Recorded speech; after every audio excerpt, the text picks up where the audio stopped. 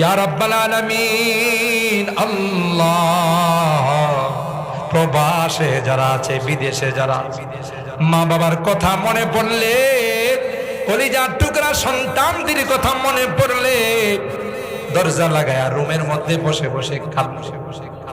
আল্লাহ, তাদের কামাই রুজি রোজগারের বরকত নসিব করে দিও, কাগজপত্রের সমস্যা থাকলে সমাধান করে দিও।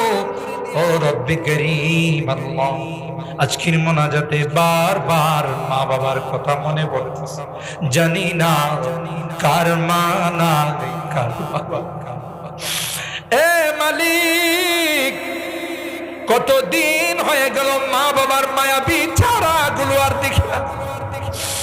কত আদর স্নেহ মায়া মমতা সোহাগ দিয়ে আমাদেরকে বড় করছে, নিজে না খাইয়া আমাদের খানার ব্যবস্থা করছে। বাবা